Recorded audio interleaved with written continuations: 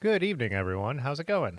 Um, First live stream of 2023. So, see Pudgy's in here. How's it going? Jasmine, Twan, what's up? Blackball, Dimitri, how's it going? Dimitri, I've wanted to watch your latest video, your cell phone dump from the year, but I have not had the chance yet. But I have it bookmarked to get that up when hopefully maybe when I eat lunch tomorrow. Um, yeah, and let's hope 2023 is a little less eventful, right, Pudgy? Hey, what's up, Micah? How's it going? So, speaking of 2023, I have not been on a bicycle in 2023. I intended to take New Year's Day off, like a lot. I usually do want to ride on New Year's Day, but at the 244 mile week, the last week of the 2022, I decided like, no, I plan to take New Year's Day off, and now it has just rained nonstop. I think it's supposed to rain most of tomorrow. Hoping it lets up because I ride on Wednesday evenings, but yeah, so I haven't ridden a bike yet, but not really. I'm not really stressing it because I did like push to hit a mileage goal for the hell of it last year. So rode a ton in December. It's got to be by far the biggest December ever. Off the top of my head, I'm not sure, but I think it had to be close to an 800-mile December. So that's a lot of miles at the end of the year. So letting myself rest up isn't a big deal. And then I used the unofficial New Year's Day yesterday to get caught up on a lot of stuff that I've just kind of wanted to do photography wise. So kind of on the website and just business end of things. So schedule sended emails for this morning and all that kind of stuff. But yeah. And then if you're in the Discord, you'll notice I only posted this stream as happening really on the later side because today was the first day and this was planned. My buddy Dave was coming over to help with some things, and we thought we had a couple simple plumbing problems to fix. Uh, and you know how it goes; nothing ever stays simple. So we ended up, you know, rushing around trying to get it all done. So yeah, and we didn't. So my one tenant doesn't have a kitchen sink until tomorrow morning, or a kitchen faucet, anyways. But that's how it goes. He gets up real early, so I mean, if he needs to get coffee water from a different sink for one day, he's cool with that. He said so. Hey, what's up, Dylan? How you doing? Joshua, what's up? Chris McCallum, Muskrat, how you doing? Tim, eat more fiber. Yeah.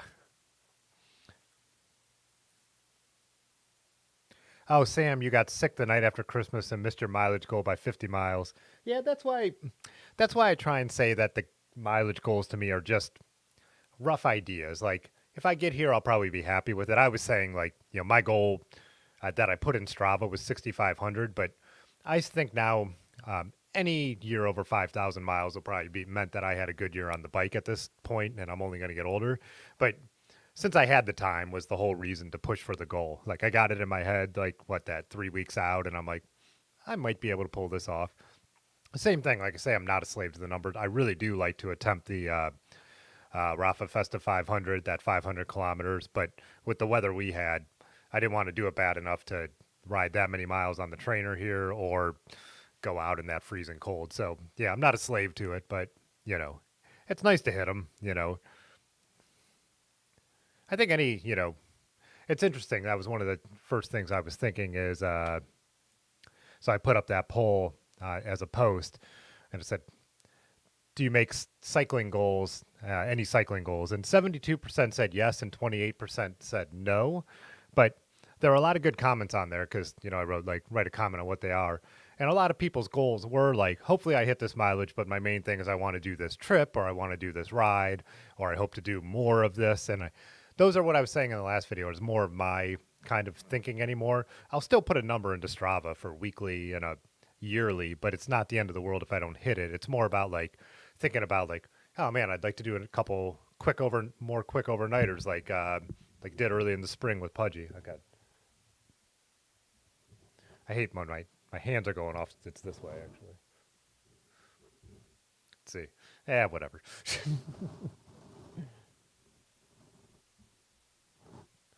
Just get a little more centered there on the camera. But yeah, like we did a trip, with that cyclotherapy hosted out to John Bryan, and that was like a more of a quick weekend getaway, and just trying to do some more of those is one of my goals. Yeah, but I don't really have like and I with having some injuries, like you start to think like, man, I don't want to set something in my mind that's super like hard and fast, and then like Sam said, you just have an injury, and it's like that's our sickness, and it's like that's what happens. It's mine went the opposite way, where the end of the year kind of cleared up, and I was able to race towards a mileage goal. Last year was kind of the opposite. I did do the Festive 500, but I rode over 7,000 miles, and I was not trying to hurry towards the end of the year to get to that goal. I just had a year with more time to ride.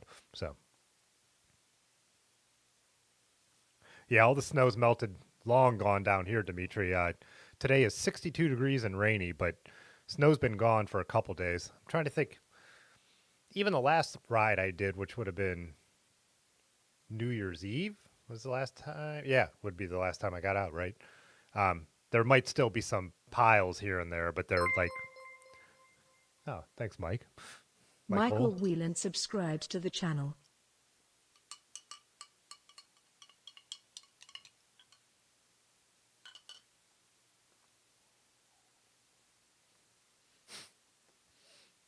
That always throws my train of thought off. But yeah, whatever. Doesn't matter. I'm just rambling.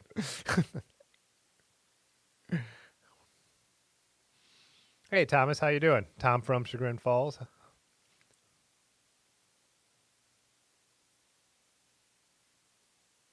Blackball said, part of riding a bike is learning how to live off them on occasion. It can be frustrating, but we all have to do it. Yeah, and that's when I really hurt my back a couple years ago, that was really frustrating where I mean, I could barely, there was a couple days where I couldn't really even get out of bed. And then I could get myself across the studio to my computer to do a little bit of work. But yeah, I was in really, really bad shape.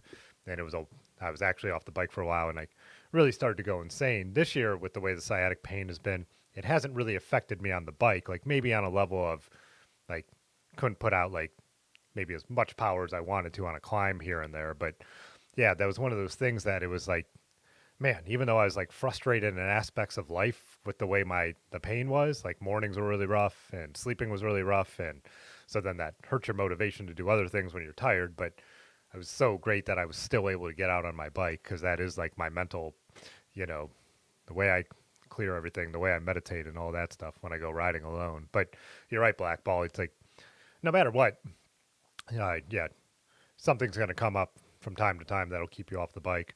Even with me, even like some of those work trips I went on that I loved, and I was so happy to do them and make money traveling, like going out on Route 66, and you know, and having no time to ride a bike. I was like, that's something I wanted to do, but still in the back of my mind, I'm like, man, I wish I could ride my bike a little bit. So it's always that. But I'm like, no, that's fine. A week off the bike to get paid to do something that I would have paid to do almost. So, hey, Bouncing Bike Life, what's up?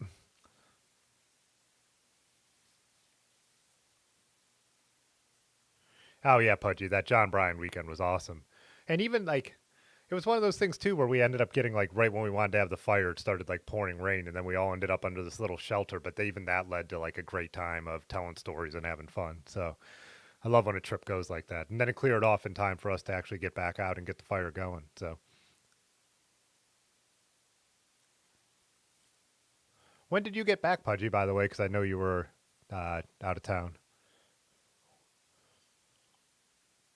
I got to assume late last week, I would guess. But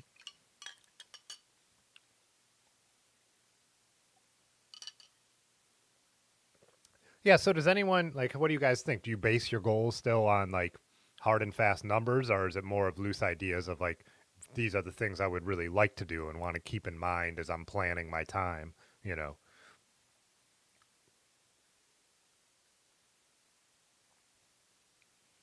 Oh, Pudge, you got back New Year's Day. Nice. I had a nice I had a nice New Year's Eve. Didn't do a lot because I was supposed to work and then the event I was supposed to photograph got canceled. So hadn't made like because the 2 years before the pandemic, I had parties here at the studio, um, invited like all my cycling friends, and then even my parents stopped by, and it was kind of cool. And the space upstairs is kind of cool for it. Um, but people had already made other plans this year, since I didn't know until what a week and a half out that I wouldn't be working.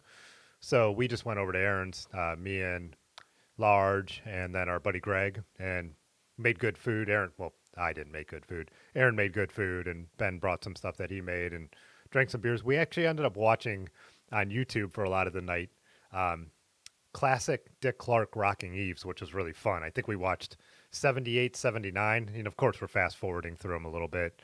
Watched one in the 80s, then watched like 89, 90, and then one in the mid 90s, I think. But it's amazing. Like some of the artists they had on, some of the musicians, you're like, who is this? Like this person must have been like a one and done or like a just something that's never had a comeback. I don't know. It's you guys know I'm a pretty big musical nerd, even of music I don't like, but it was interesting to see. But then like Barry Manilow was on like 5 years in a row, looking at that who was on the shows and stuff like that. But it was a fun, like funny thing to do. And plus, since these are things that people had like captured from TV, they had the commercials for whatever area had, shot it. So you saw some of the local commercials and then the national commercials, like Dr. Pepper sponsored them all really early on. And I don't remember these Dr. Pepper commercials at all, but some of them were really ridiculous. Like they were wild. So it was kind of, yeah, it was kind of a fun thing to do on New Year's. Is New Year's is time like where you are like reflecting on time and like looking forward. So to look back like in that kind of way made it for a fun night. But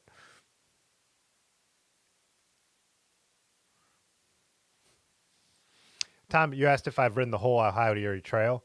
Yeah, we did it.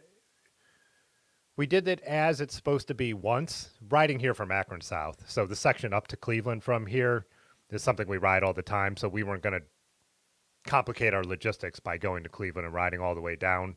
So I've ridden all of the Ohio to Erie Trail, but in one go, it's always been from here. So we skipped that 35 miles in the trip because we ride that a number of times in the summer, anyways.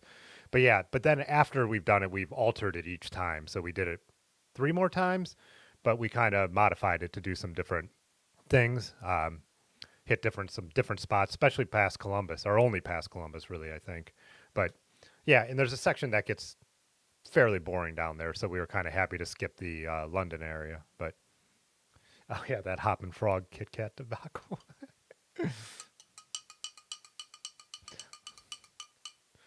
Yeah, that's still on YouTube, Pudgy. The New Year's Eve from the first year we were streaming. Yeah, that was New Year's Eve, right? Or was it the night before New Year's Eve? I can't remember. I think it was New Year's Eve. Because yeah, everything was shut down, so we didn't go home or go out anywhere. But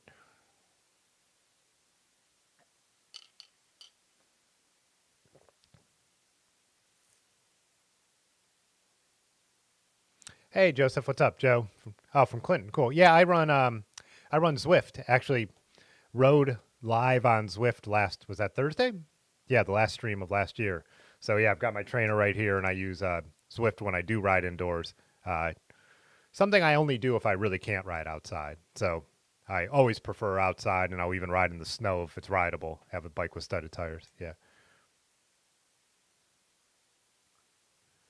Oh, Chris, you said your goal is to use the car less. You can't commute anymore, but local shopping and errands will be on the bike. That's been one of mine for a while because I keep getting in my car to go to the grocery store. I actually bought like a green goo or that side bag on purpose because I felt like I could fit like groceries in there more comfortably, like the stuff. And I've grocery shopped on my bike before, but where I go is close enough, and the amount of groceries I buy are small enough that I should not be hopping in my car for that one. So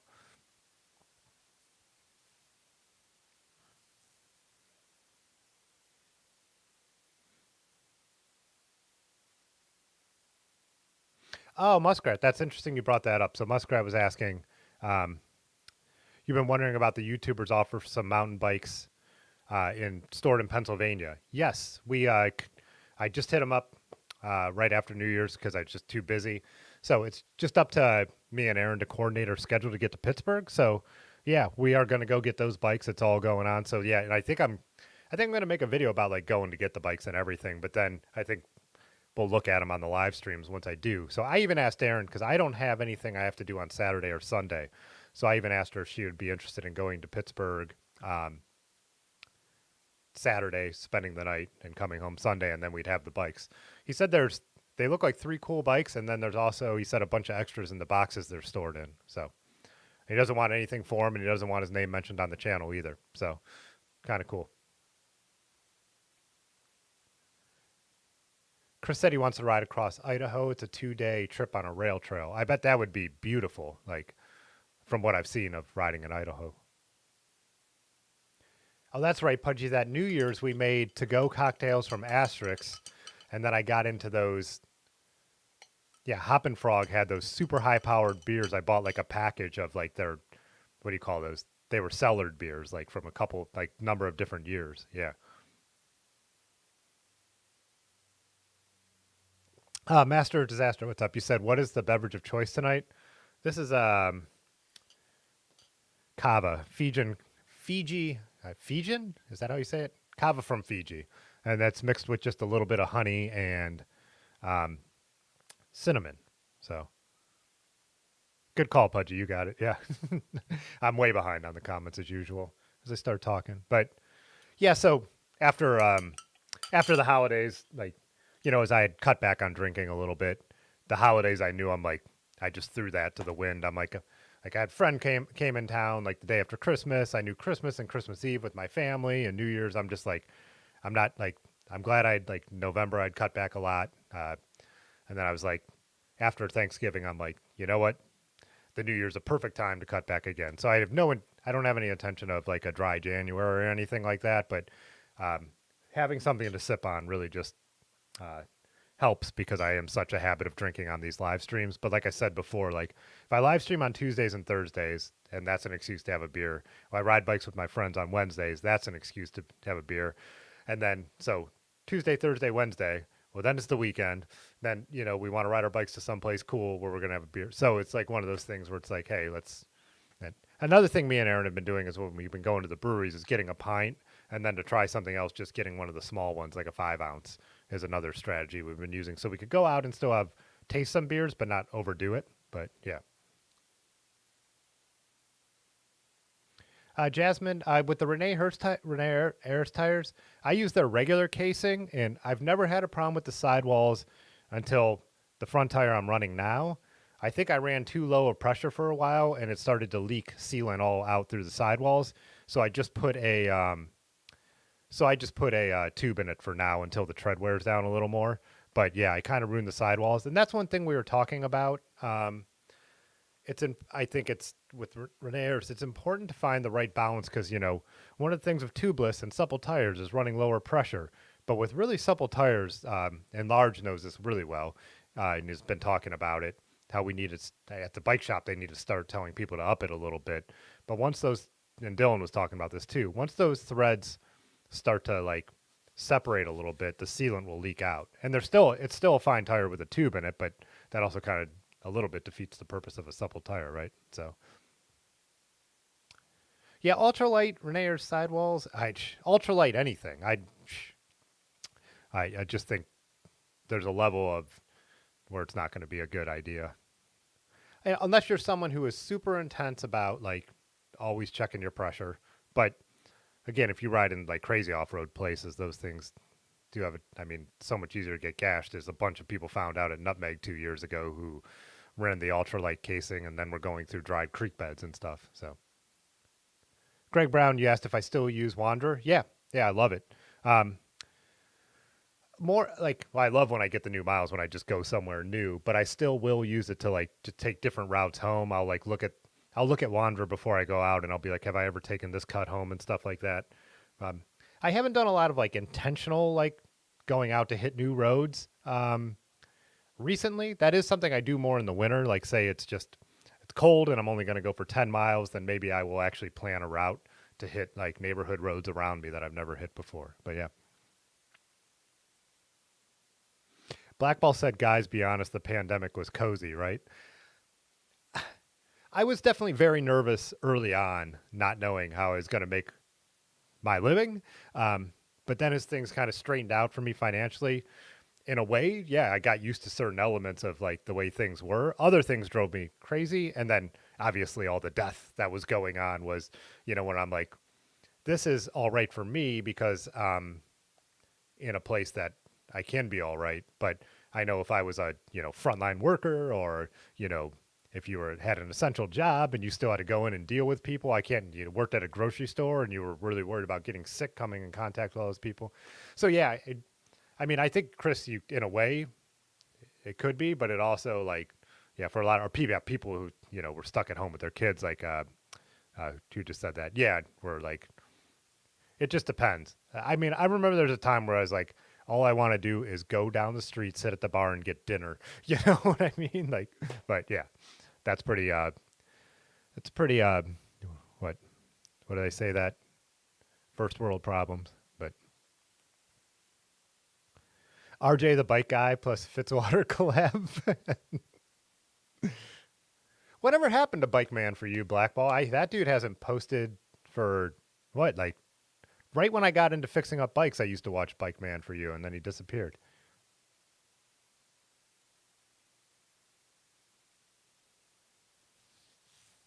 Did I miss anything? I think I'm caught up.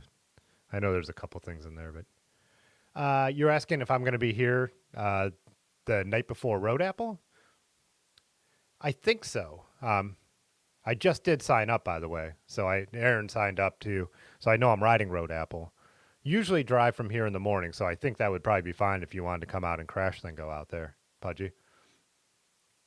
If the weather was really nice, it'd be cool to ride out to Ben's parents' property and camp, but I don't know if that would be on the table. Like, I don't want to put words and invite anyone to something that's not mine, or invite myself.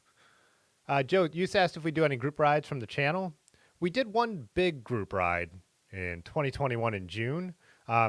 In the Discord, we do have a meetup section, and I do want to do more like getting around.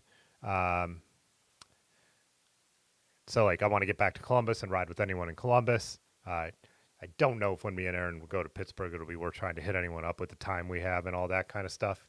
So yeah, but it's something I want to do more of.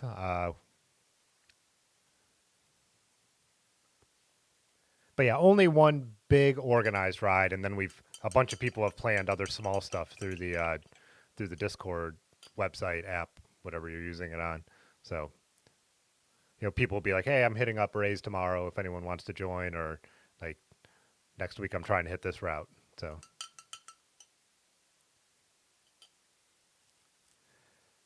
Dimitri asked if there's data on which tires bleed or leak sealant.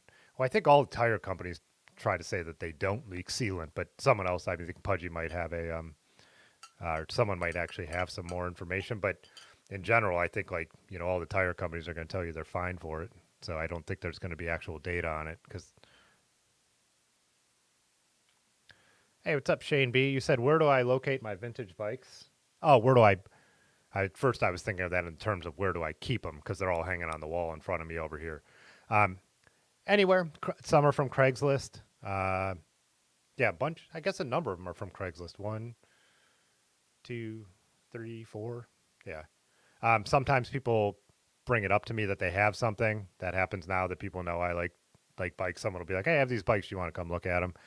I've got two off Facebook Marketplace, or Facebook groups. They weren't Marketplace, but Steel is Real. And so, yeah, one's off, a couple are off eBay. The Marin is off eBay, right? Yeah. So anywhere anyone normally would. If I go to a garage sale or an estate sale or a flea market, I'm going to look at the bikes. So.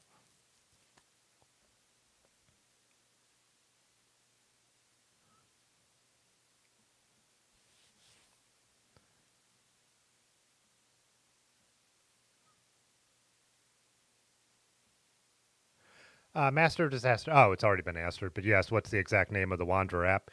Problem with Wanderer is he keeps saying there's going to be an app, but there hasn't been an app yet. So it's a website.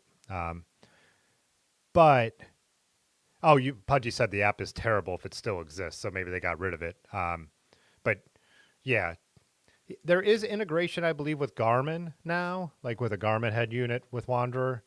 But I don't think there is any with Wahoo yet. So if I try and do a Wanderer thing, I plan it online. I'll just like have Wanderer open in one window and then like whatever, like ride with GPS where I'll plan my route and then put that onto my Wahoo if I'm doing it that way. So. Oh, Blackball, you said word read the pandemic. I remember some very cozy winter Fitzwater live streams. For sure. Yeah, there were some that were a little carried away, but yeah, I mean, there was an element of too. Like, I just went back and watched a couple of the film photography videos I made before I switched this channel to being almost all cycling. And I was watching some. I'm like, man, did I have time to edit? Because these are some. I was like, I made this. This is really good. But yeah, not that I think I don't make good videos, but I was just like, man, like, look at these cuts. Like, this is all cut to the music. Like, there's slow motion, there's time lapse, I'm cutting in the film photo shots I shot with the actual footage of when I was shooting it. Yeah, just, you know, yeah, I mean, the time to do some stuff that was creative and cool. And like, this channel like I said, at the beginning of 2020, the goal was to make a video every week for this channel, which I've still kept up. But would this channel have taken off in the way it did without, everything going to hell? Probably not. So I think we all hung out that winter because it's all we had to do, right?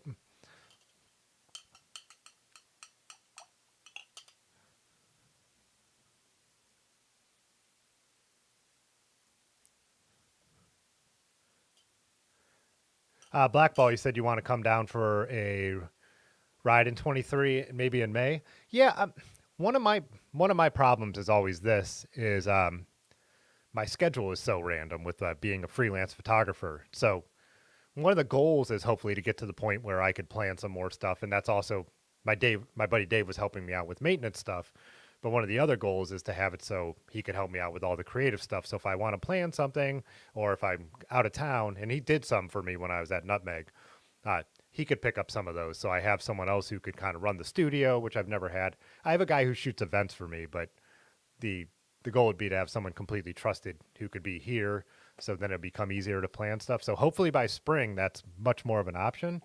But like when we did the industrial gravel ride down here, that one we literally did. Like I put that on the date, made sure it was clear. Events still weren't really back yet, so it was a little easier to do. But yeah, it is too. I am becoming more willing to put a date on the calendar and hold it for fun also. So we'll just have to, as we get a little closer, talk about an actual date in May. But I think that would be cool. Yeah. Oh, and like Pudgy just said, if there's having a shop overnighter, I would love to do one of those too.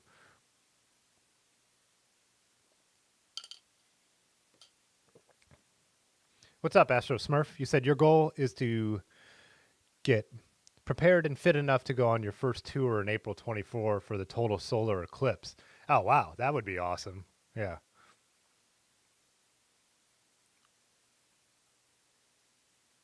Oh, Bouncing Bike Life, you were saying Xenia. That's the first time we modified Ohio to Erie. Uh, that's what we did. We did that in Xenia. Then we went, Springfield, Yellow Springs. Is that the right order? Or maybe it's the other way. And then cut across the state. So we kind of skipped out. We did some country roads and then kind of, changed the route to hit those. What is that? The Little Miami or the Great Miami over there? No, Simon Kenton Trail. Yeah.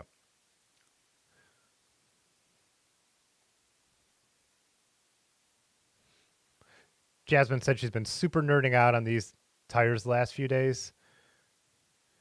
For sealant, you're saying you've heard the Rene Hurst is the standard, but extra light are real bad for weeping sealant. Yeah. So like I said, people have had problems with the regular casing and weeping sealant, but I think the key there is just to make sure you're keeping track of your pressure and not letting it get too low. I mean, the point is that you could run them pretty supple. I mean, I run mine at 35, 40 PSI, and they're 42 millimeters. That's important too. So mine aren't super wide. So probably maybe a little more pressure than some people would. And I'm probably reasonably light. So, but Rene Hurst also has a calculator for what you're supposed to put in your tire pressure wise. I think Lar just said that he ups it a little bit from that, or that it should be upped a little bit from that.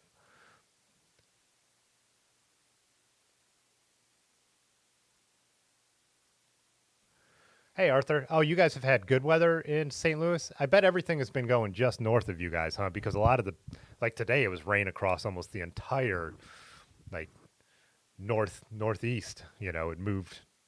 I think it's the storm they had in California, right? That was coming across. Lanky, a 22-month member, which is just 22 months. Wow. I can't even believe we've had memberships that long. But your goal is to pop more wheelies in 2023. Man, I am bad at wheeling. Like, yeah, I've talked about it before, but 4 pedal strokes with the wheel up, and that seems good to me.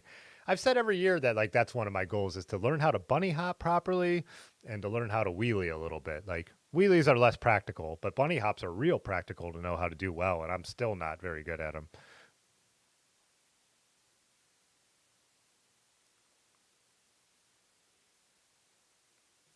Cool, Black Ball. Yeah.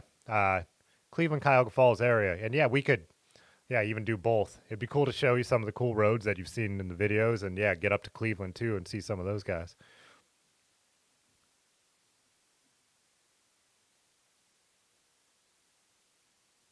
Oh, Dylan, you were saying that. Get up here more. Yeah. Yeah, we all got it. I'm definitely down to get together more. Like I said, it's my schedule could be a little chaotic, but we've made it happen. So, and that's the thing too. I want to get down to Columbus a couple times, but Aaron always likes getting down there too because the coffee shops and stuff like that. Oh, Blackball said, and when you do come to Ohio, you're bringing local merch, so get our requests in now. So,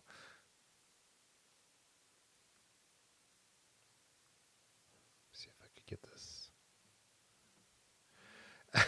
Don't bring 20 pounds of weed over the border.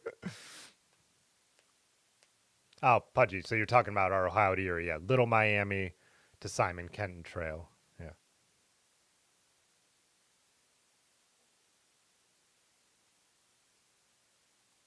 Oh, Dimitri, you said your Continental Terra Speed tires are bleeding sealant. There's also different sealants that are, um, some are thicker and have more stuff. Whatever this, what is the stuff? Some have like, but don't some even have like bits of carbon in the sealant that makes them like that makes it even thicker, so it plugs up holes better. But I am like not the expert on like, you know, I'm really happy with the Renaers, and this is the first problem I've had with one. But I also think it was part of my. I think I burped the tire really bad, and then I rode it on like 20 psi. But so it could have been my fault. But yeah, I am not an expert on it. Bike shops that do a lot of tubeless tires are the best people to talk to about that stuff because they've kind of seen everything. But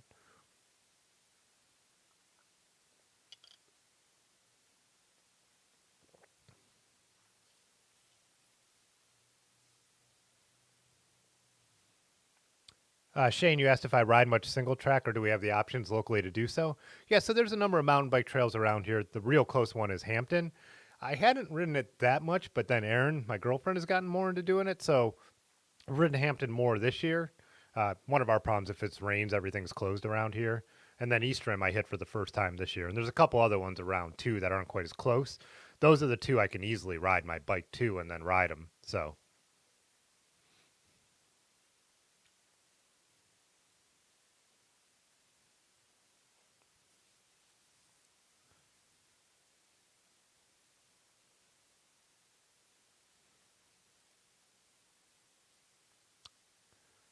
oh, I'm reading all the comments, but Master of Disaster, you were saying in North Carolina, you just have the bike pass. I'm not. I've ridden single track in North Carolina, but I can't remember where because it was pre uh, cell phone days. So it was just a place I stopped and rode. I have one film photo of myself standing at a river crossing, but I like a lot of the stuff that we ride is stuff that we had to discover. I didn't know it was there when I was a kid, so I would. I'm not saying this is there, but definitely like scour some Google Earth or when you're out riding some of those bike paths and you see one of those cuts, try it out. Half the time, more than half the time, they're dead ends. Sometimes you go down one, and that's how we've discovered a lot of the cool stuff we ride around here.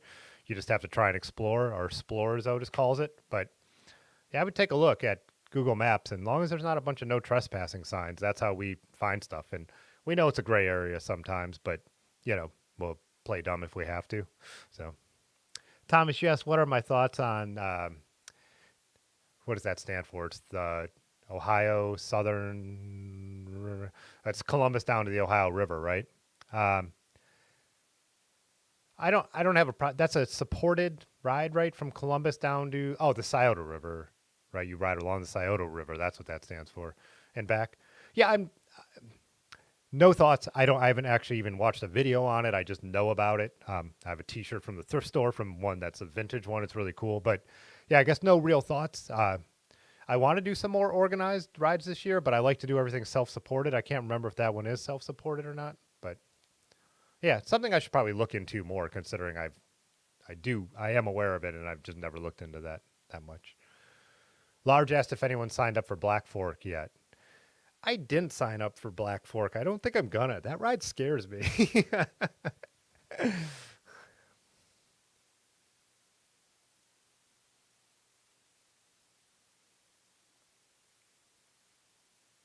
Bouncing Bike Flex, you said you could also go from Dayton or Chillicothe, Dayton or Chillicothe from Xenia. Yeah, we've looked at doing the Dayton thing. So when we did the meetup with Pudgy and cyclotherapy, there were a couple people who did ride over from Dayton. Some people that I want to reconnect with too. I had hoped that was going to happen this summer, and then I didn't have time. And a couple people I was like, and we're in touch on Instagram now. I'm like, maybe we'll get down to Dayton, and it just didn't happen with the way my year went, being pretty busy. So I definitely want to. I really enjoyed when me and Aaron went and rode around Dayton and on some of the bike paths, but just as day trips. We didn't like go and travel anywhere. And this is like pretty early on when I was getting into cycling, so we weren't doing gigantic days. But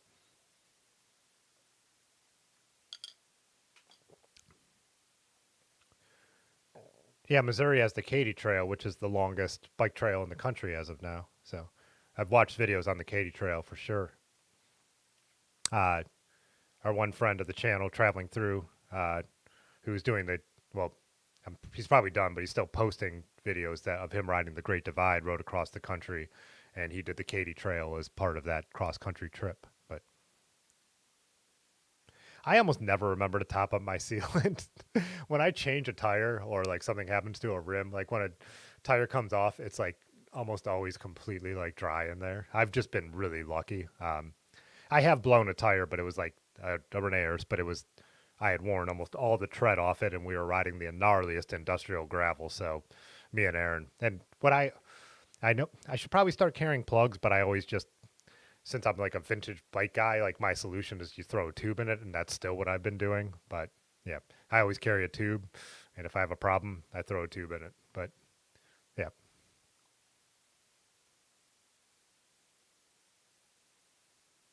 Oh, thanks, Lanky. Tour of the Scioto River Valley. Yeah. Oh, Tom, you said it at the same time. But yeah, like I said, I should look into that more, but never really have. That's kind of an old school one, right? Yeah, that's been around forever. Yeah. Oh, Black Fork could be practiced for higher ground. Excuse me. Yeah, for sure. Hey, what's up, Terry B? Happy New Year's. We were talking about your uh, awesome camera rig in the Discord. We were looking at the video and talking about it. That shit is wild. Yeah.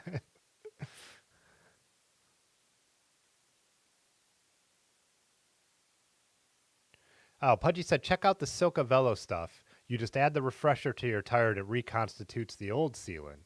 Yeah. Microdosing. Again with the microdosing.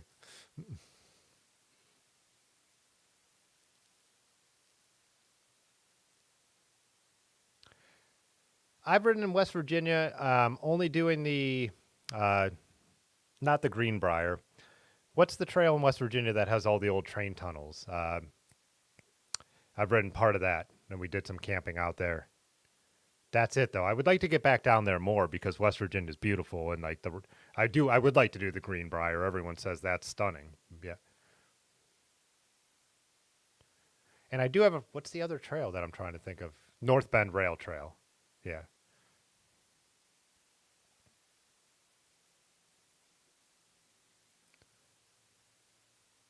And we have a friend who's talking about setting up that again for next year. So I don't know. Might get down to West Virginia in the spring again. Just depends on what work looks like.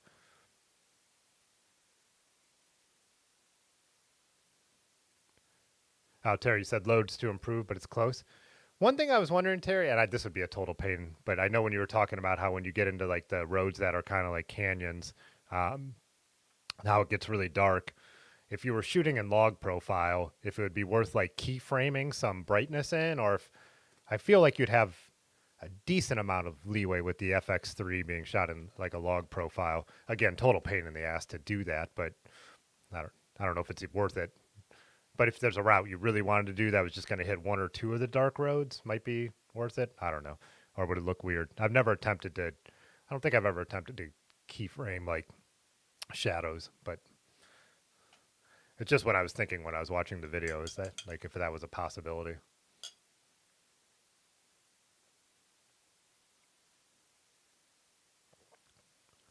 Oh, Wisconsin. No, I've never, Joshua, I haven't done any riding up in Wisconsin. I've kind of always wanted to see Madison too, because it's just supposed to be cool. But yeah, another one of those things I'd like to get up there.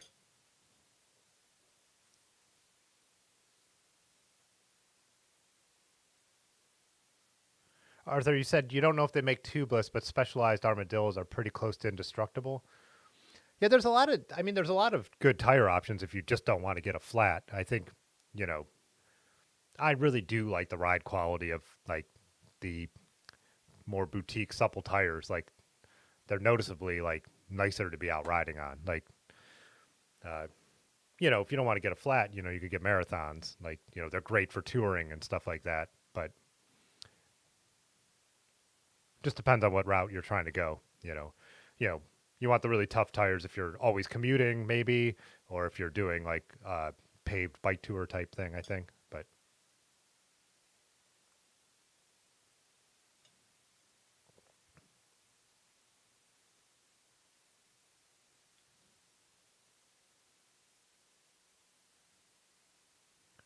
gotcha, Terry. You said you could, but you're not really going to use it for a continual run for shorter clips. It's so cool to see it like that cinematic look. Plus, you're getting like that, high end documentary look, but you're still able to be on a bike instead of having to lay in the back of a car, which is why that rig is so cool.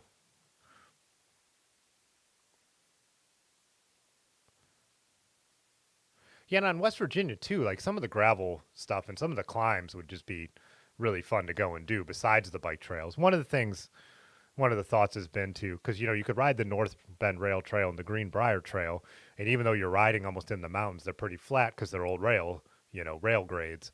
But to do like one way on one of the bike trails, but then make a much more challenging way to come back, or a loop that maybe broke off for a while.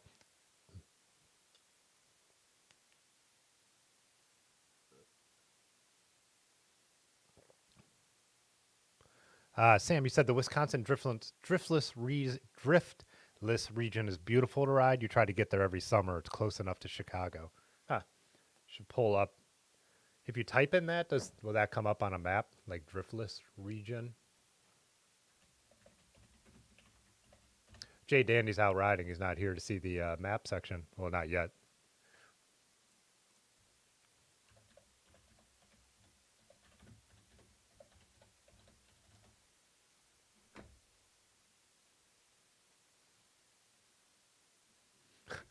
Pulled up an actual like store or something. Let's just try Wisconsin. Oh, Wisconsin driftless area. It does come up.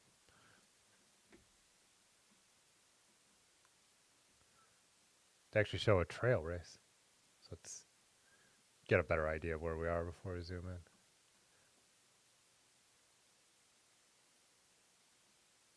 Driftless trail, driftless area group. Yeah, so it'd be that region. So kind of west of Madison. What's the river? Is this the Mississippi way up here? No.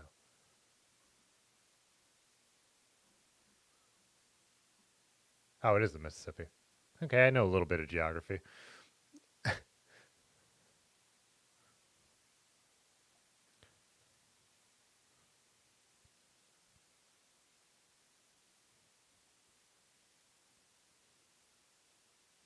You guys want to ride mountains? Yeah, I do. I really do. Like I want to like me and Aaron always talk about getting back to France, and if I go, I want to do one of the iconic climbs. I don't think she really does, but yeah, I would definitely want to spend a day uh, doing Alpe d'Huez, or I really like. We went to Provence, and I love Provence in France, so uh, my mind's going blank on the name of the huge mountain, which is called the Giant of Provence. Yeah, Mount Ventoux. So yeah, I would love to do one of those. Got to know what it's like, but because beyond like doing higher ground hundo, which was 73 miles but 8,200 feet of climbing. That's the most climbing I've ever done in a ride. So there's a ton of stuff, but it's all up and down. And like Large was asking if anyone signed up for Black Fork. That's over 6,000 feet of climbing, but it's all super steep, punchy stuff. No real long sustained climbs. I want to try like an actual mountain where you're actually climbing up like a long sustained climb. But then you also get the reward of being on top of a mountain with those views.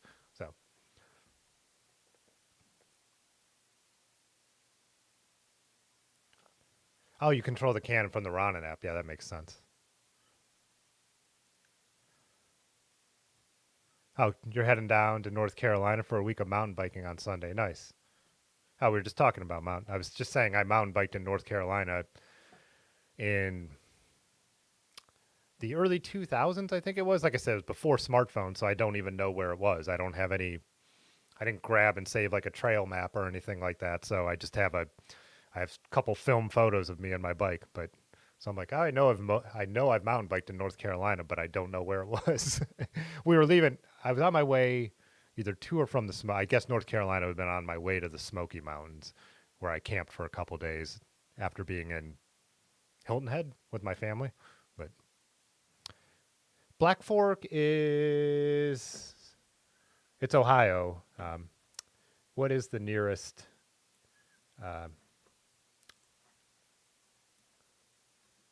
I should sign up and do it again. It's, it's just a crazy. Let me think. Black Fork's by Loudonville, I believe. So I think it's in this area. Oh, Mohicanville. Yeah, so Mohican. I would say it's in this region right here, Black Fork. So maybe close to Worcester. See if this river's called like the Black Fork River or something. Okay, Lake Fork Mohican River. So I'm sure there's like a Black Fork of the Mohican River.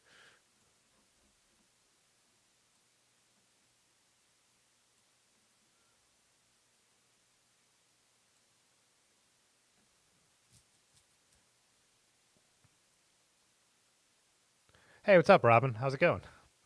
Said the driftless area is great for cycling. You could take the train to La Crosse and ride hills and trails.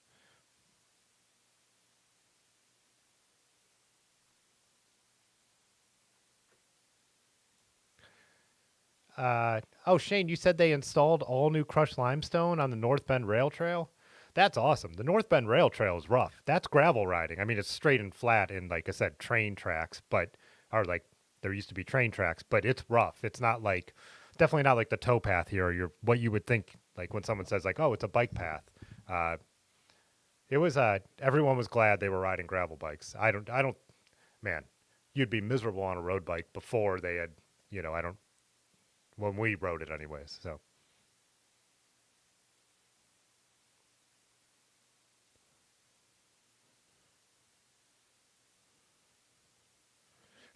let's do it on a tandem, Pudgy, climb a mountain. Yeah. Oh, there's only 6 spots left of Black Fork. What's the date of Black Fork? I should just pull up instead of searching around a map for where I remember Black Fork being. I'm sure I could just pull it up on Bike Reg.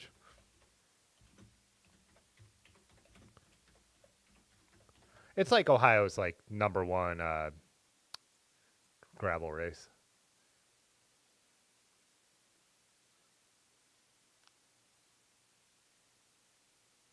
Mohican Wilderness. It's Glenmont, Ohio. Let's see how close I was. Oh, I closed my map.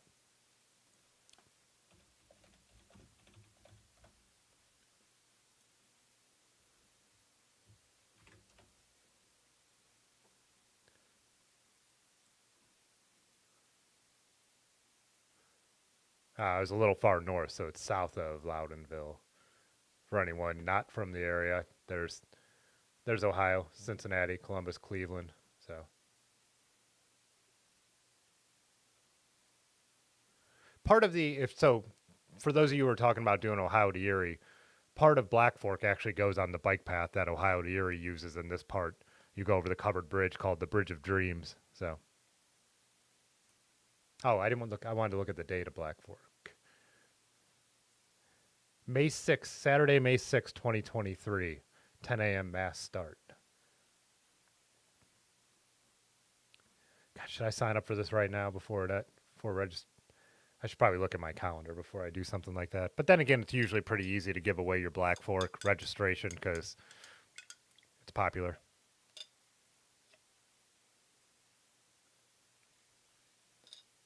Uh, see what I missed while I was.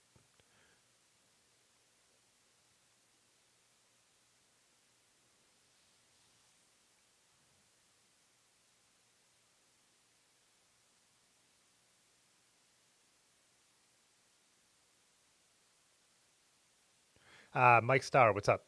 You said gator skins in Manhattan mean chasing taxis without worrying to have to hop every pothole. It's one of the reasons I liked having my gravel bike bombing around Manhattan. I get why people like the single speeds and all that, and fixed gears, but it was kind of nice to not have to, with not being a New Yorker, with everything you had to be watching for, to not worry about the pavement as much, being on 42 millimeter tires. But might be a different situation if I lived there and knew what I was doing more. But to be on my gravel bike for a place I didn't know was really comfortable. But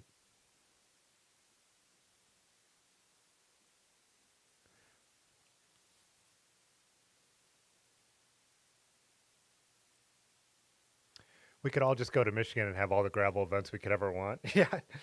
I have some friends who are doing the that 200, what is it called, coast to coast. You ride from the one Great Lake to the other. It's supposed to be gravel and sandy. That's someone just asked me about that on Instagram if I was familiar with it, and looked into it a couple years ago. But it's like June 24th, and we usually do a big bike tour right over 4th of July, so it's a little close to that. But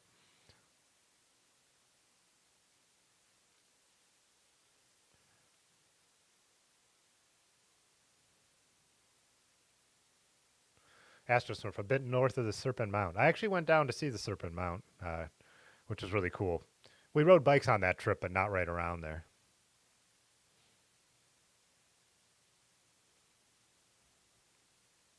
Huh, I'm glad. I always like when people are giving other people information that you guys can use.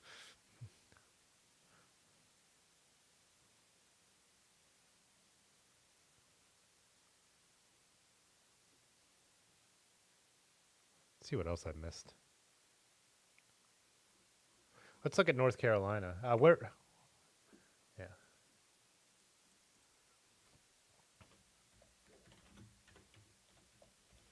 I have this mic right in the way of me getting to my keyboard.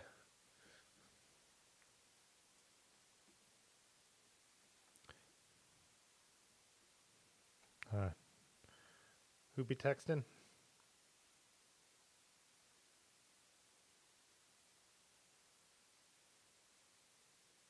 Ah. Who sends work emails at 10 to 10 on a Tuesday? All right, where were these trails we're talking about?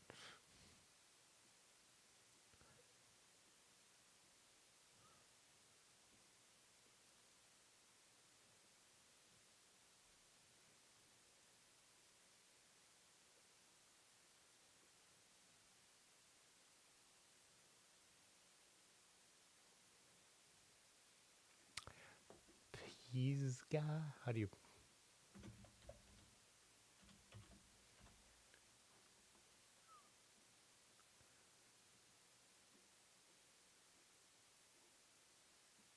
Do I have the bike layers on? There we go. Ah, okay. Yeah.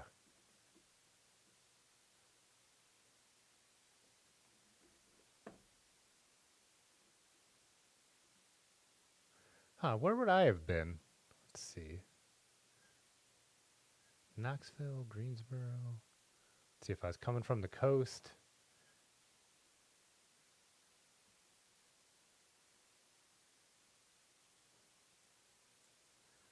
Where I wasn't really a park, though. It was more like,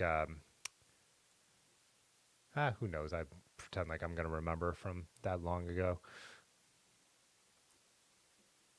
It wasn't super gnarly because I'm not a super gnarly mountain biker, and I don't feel like I had any idea what different trails were like.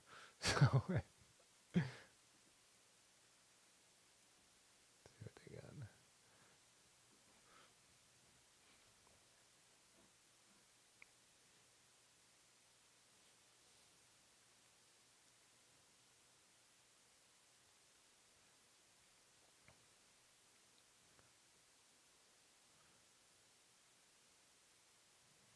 How you were saying, Dylan? Yeah, coast to coast is a good one, and they have a pretty serious cutoff time, right?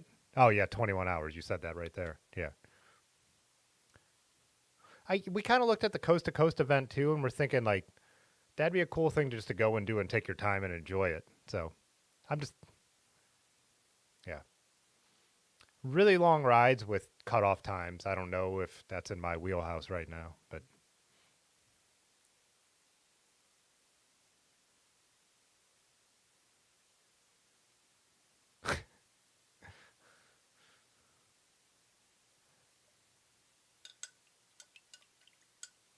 trailer parks are still parks. It's okay.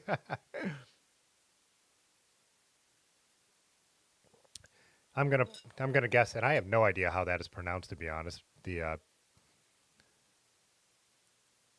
man, I hate taking a stab at something I have no clue. Pisgah is pretty damn memorable, so I'm guessing that's probably not where I was riding. But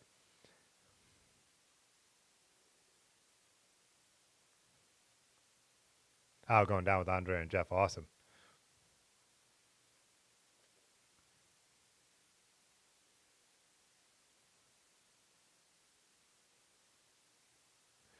Pisgah, is it pronounced Pisgah, or are you just making me look like an idiot? Pisgah. Yeah, I'm guessing this was early on. They were flowy, and I was like, riding the mountain bike, the old mountain bike I still have, my 2001. It would be the trails I was riding in North Carolina are trails I would ride on my gravel bike now. I wouldn't, you wouldn't need a real mountain bike, a modern mountain bike to ride them.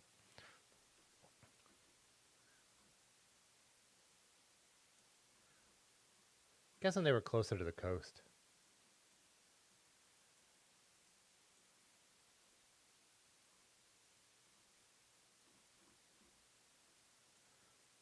I should quit pretending like I would ever remember, anyways.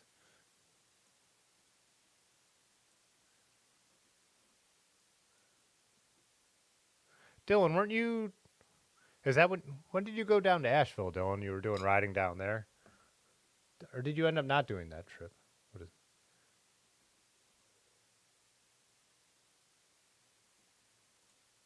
Oh wait, terrain. Yeah.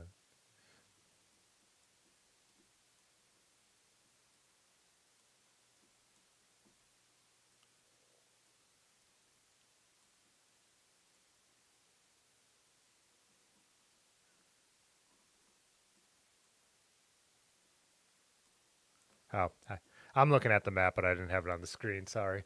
I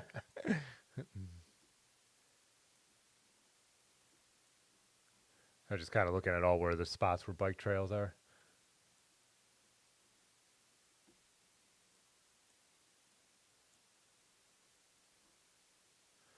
Good content. Have me just watch me stare at a screen while you guys chat about mountain bike trails.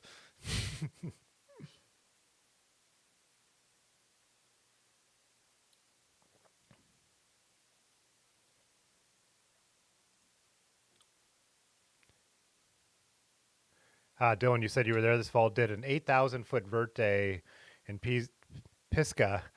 Brutal, but so much fun. Yeah.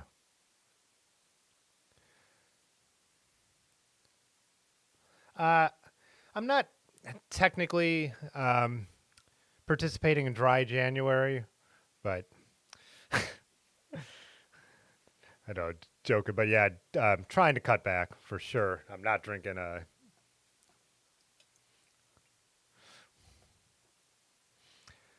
definitely want to drink a lot less after the holidays, and just in general. I'd already cut back in November, but now I'm kind of gave up giving up with the holidays.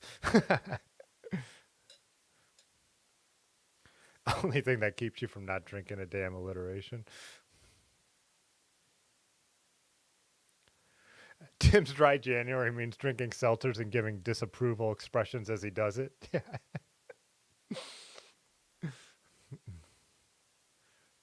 Like I said, when I've gone like a month and then like just been miserable. So to me, like, I think moderation has to be the thing.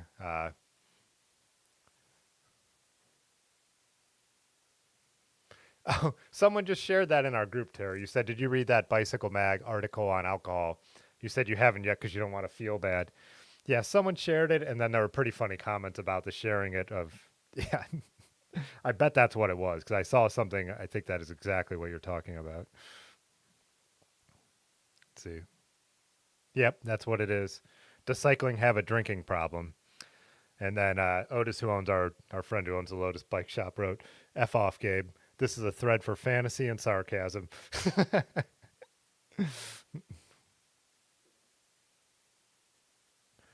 Oh, we did get asked that once. Brad put in quotes. You guys drink in the middle of a ride, but yeah. So maybe I should drink it, and maybe it'll help me with the cutting back. But yeah.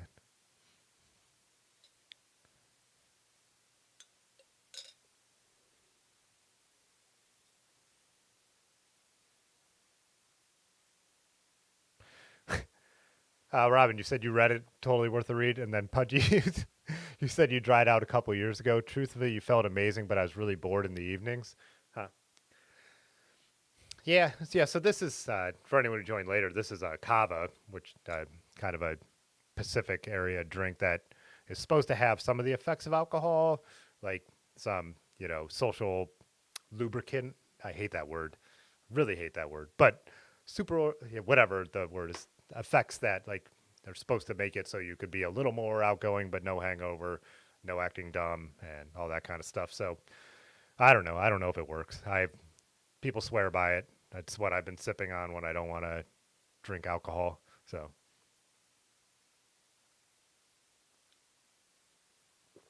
yeah, it goes hand in hand for our rides. Like we're ride to breweries. That's the thing. Like I know even when you saw we were doing I think OCA towards when we went north the first night towards the dam, we went to that whatever that little town was that had a brewery, and like that's just yeah.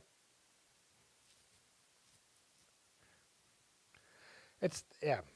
It's like I like to have a destination on the rides, and I know Aaron really does, and it's so easy to pick a brewery.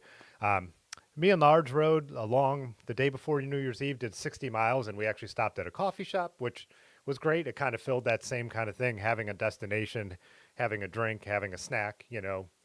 My thing is, like I said, when I took the month off, like I'd be going, like when we'd be riding on our like Wednesday ride, and everybody would be like, I'd be waiting around, and it just felt like this is horrible. So I tried to like just like eat some gummies, and then I would just be like, now I'm like kind of stoned and less comfortable. That's not really filling that void either. So uh,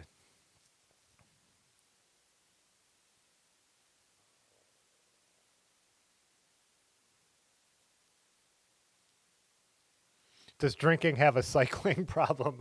That's the way to frame it. Yeah.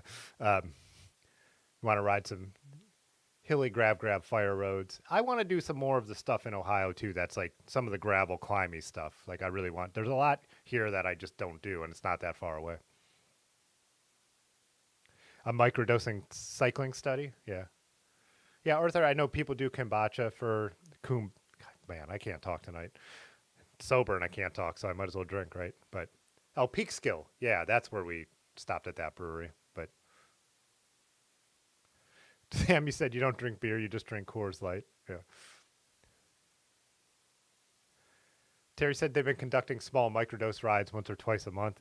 My joke last week, which was true, I don't really do anything anymore. We were talking about microdosing, and I'm like, I'm more of a full dose guy. That's always been the thing. I know a lot of people right now who are microdosing. When me and my friends had stuff, we never microdosed anything. We went full on. If they said one, we took two. If they said take two, we took four. So, I guess I'm more of a double dose kind of guy. Also, back when when I like mostly had stuff, people weren't. You couldn't get that stuff by the milligram. You bought a bag of mushrooms and you tried to see how much. Well, you judged it by how much of the juice, like how dark it looked. And I don't know if anyone else remembers these days, or still lives these days, or I don't know, or maybe we're just crazy. But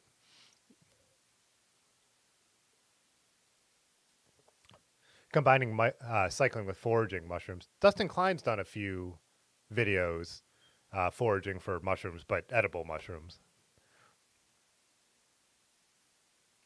Mike Star 1000 said, "Dry January, is that a thing? January, February, whiskey weather." That's that's one of the things in Ohio. It could be pretty miserable. Right now, it's just been raining nonstop, and that's when there's nothing else to do but drink something. Or if you're riding in bad weather, it's nice to have a drink. But like I said, there's always an excuse to have a drink, which is one of the problems with drinking. So, oh, it's a nice day. We should have a drink. We could sit outside. Oh, it's a horrible day. We could sit inside and have a drink. Oh, we achieved 50 miles. We should have a drink. Uh, You know, that brewery's only 10 miles away. We should have a drink. Oh, those cookies at the John Brown camping area. Learned to punch from Mike Tyson. That's right. Macro dosing. Yeah, macro dosing.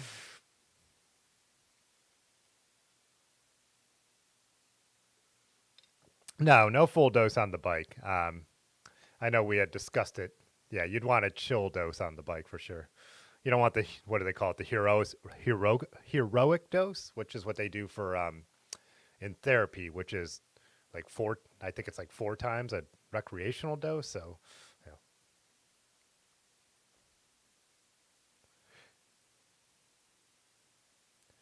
But large, and if I remember correctly, you've also full dosed on the bike, but and then climbed the wall into Stan Hewitt. I think the statute of limitations is up. I could say that stuff now.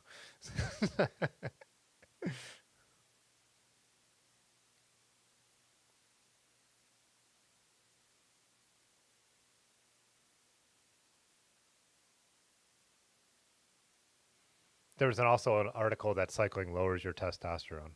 Huh. Yeah, Asheville's like the brewery capital, right? 2-time Tim on the mushies. Mountain biking increases testosterone. Yeah. Reliable waste. What's up? You said your breweries have breweries. Yeah. Yeah, adding cycling to anything makes it better. I don't know if I could do like mushroom hunting while I was riding because I don't know, you have to be so like focused to do that kind of stuff. Even Decline's videos, I said they were riding videos, but weren't they actually more of like hiking videos? Because he does like trail running and hiking once in a while. So, macro dosing sounds fun. I don't get this. I was talking to Aaron about this. Like the fact that you guys are ordering, not nobody in specific, are ordering like mushrooms to Ohio. I can't believe that people are willing to send it. Like it's illegal here in Ohio. It's illegal federally. So if you're sending that stuff across state borders, it's a federal offense. So I don't understand how companies are getting away with sending psilocybin over borders. Yeah. This isn't actually true for the sake of this being a live stream, but I've had acid in my fridge for like 3 years. And it's one of those things where when I was younger, I just would have had some beers, and one night I would have been like, "Oh, I got this in the fridge," and then I would have been 10 hours later, like missing a whole night of sleep. Now at my age, there's never come a point where hypothetically I would go get that and eat it. So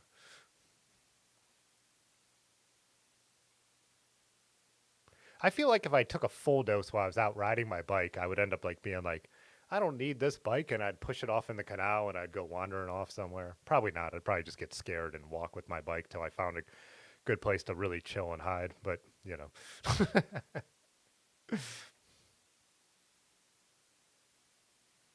Blackball, you said if you had to give up one or the other, would it be alcohol or THC? For me, I mean, I've almost given up THC, like not on purpose. I just, I don't ever have like, I don't ever have pot or gummies or anything on me. I only ever, like when people have the little pens now that everyone seems to always have, if we're like riding and it's already kind of getting dark and I'm just heading home, it's fun to hit them a couple times and like feel like I'm flying, or a campfire. But one of the things with my job is like, I need to be outgoing, and I'm not a naturally outgoing person. I wouldn't say I'm an introvert because I really like people. I wouldn't be doing this, like, chatting with all you guys if I was like a true introvert, but I'm more shy than you would imagine in person. And even those of you who have met me in person probably don't realize it because we have bikes to fall back on. But like, I just can't be high and like go to photo gigs, or like I need to pick up gigs, and I just have to be talking to people, and I like to go to events, and I just do not like to be high. It like really affects my confidence. Like I don't ever, um, I don't ever do these live streams high. I think I did one early on, and I like got so self conscious. I ate something, I ate some kind of gummy or something. So just personally for me and the stuff I want to do, like when I try to do like talking to the camera stuff or voiceovers, like I'm no good at it if I'm high. I can't keep my train of thought, or I just overthink everything. Yeah, just and that happens to some people. It doesn't happen to other people. I'm one of those people where, yeah, it's really fun to feel like I'm flying on my bicycle if it's like at night and we've already made every stop we're gonna make, and then cool, or love it sitting around a campfire. But So yeah, for me, really easy to give up weed. But I know other people who I have a friend who was getting a new job and it was a pain in the ass as he had to go like that month in case he was getting tested. Oh, hey, what's up, Kenny? I didn't see you slipped in here. How you doing? The brewery owner would give up alcohol before THC, huh? No, but you're actually, yeah, that doesn't surprise me. You're not a huge drinker, even though you're a beer brewer.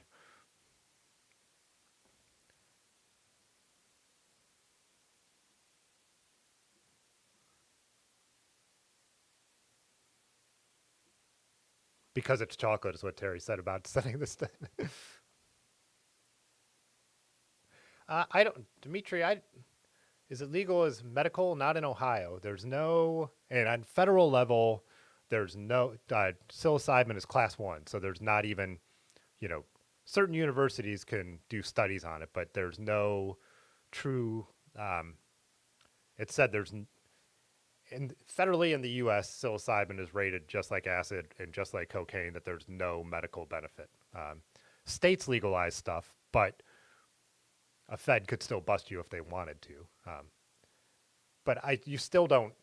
It's still there's no way it's legal to send psilocybin into Ohio. It's illegal here and it's federally illegal. So I don't know how they're getting away with it, or if it's just everyone with the way things are now, or just not paying it. They don't care anymore. Like no one's going to enforce it, I guess. So yeah, I'm cellaring, Sam. I'm cellaring my acid. No, it's all super wrapped up. Who knows? I mean, it could still. Who knows if it could evaporate or not? I don't. Not a big deal. I didn't even pay for it. Someone gave it to me as payment for cash they actually owed me. So I was like, all right, better than nothing. So it's in a film canister all wrapped up. But Mono Lake, what's up? You said you like to mushroom microdose cycling. Yeah, that's what I was saying. I have a number of friends who have been into that for a little while now. It's a craft LSD, aged in climate controlled enviro.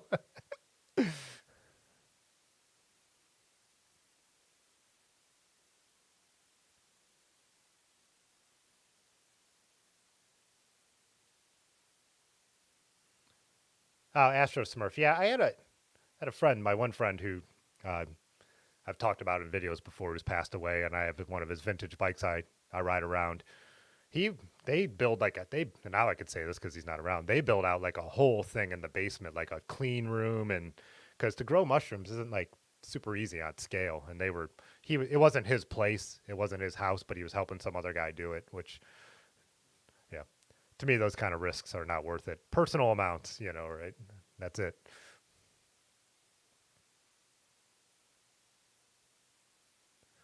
Pudgy, you said you're worthless veg on weed. Yeah, I do stuff. I become even more. I'm already like a person who, like, when I'm working here in the studio all day, it's like I work on a video, then I clean a room, then I work on my actual photo project, and then I, you know, pick up outside, and then I work in my garden for a minute. So I'm already kind of someone who just like really throws stuff together. So, like, to add like being stoned on top of that with my personality, also, if I'm just like alone around here, could really throw that even like more into chaos where I'm like only doing like 10 minutes of a thing before I like lose focus and do something else. So I know it has the opposite effect. That's why weed's one of the weirdest drugs. It just hits everyone so differently and it changes throughout your life. It can. It should be scheduled content Friday high day. It's still on this channel. The first time I just attempted to live stream is when I hurt my back and I was laying in bed with my laptop, and I had drinking beers with Funny Brad, and I eaten something, and then he left, and I decided to try it, and I was live streaming, and I think there was probably only two people in here. The channel had like 200 subscribers, but then all of a sudden it like kicked in, and I was like, oh shit, I got to get off this. Like I got to get off this computer. I don't know what I'm doing, but legal in Oakland, California. Yeah. Oh, Kenny, yeah, you got that trainer set up. You said you're riding the trainer and regretting months off the bike. Yeah, I bet. Oh, Mike, you said here in the city you get contact highs just walking out the door. Being in New York, how much I smelled pot was surprising. But I smelled around here. Like the neighborhood I ride through, I almost always smell cars that smell like weed. Like I said, it's not legal. We have medical weed in Ohio, not medical psilocybin. So I don't that might have been what you were asking, Dimitri, now that I think about it. But, and I guess it's really easy to get, but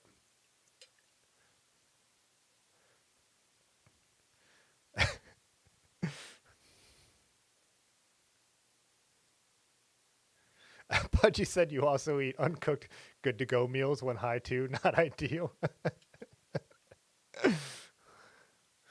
Costco kettle corn. Yeah. Licking a frozen solid microwave lasagna. Terry said live streams when you're stoned is so hard. Yeah, I also now, like back then it was I just like was running a one camera with no nothing, one camera, one mic. Like now when I actually try and control stuff and show bike pictures, which I forgot to do tonight, but yeah. Or looking up stuff on the web. Yeah, that's my brain does not function well with that stuff. And also if I pause, like when I pause when I'm thinking or reading comments, then I would start to think about that. Was that long pause too long? You know, like is everyone just staring at me because I don't know what to say? You know?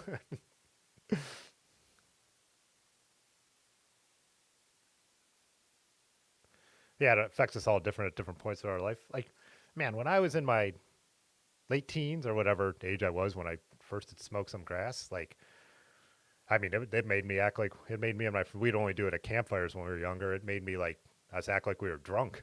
Like that went away after a while, but then yeah,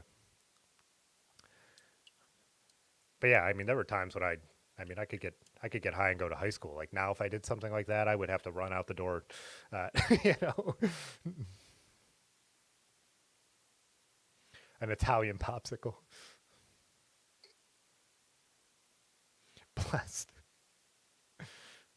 I take my boomers for research purposes. Oh man, we used to go to some of those music fests that were real like hippie like jam band fests, and it was basically we would go to have a fire and like get the stuff. But that's the first time I had ever heard the term boomers, and just because of all those like hippies selling it there, I just really don't like the term boomers. Good night, Josh. Thanks for jumping in here.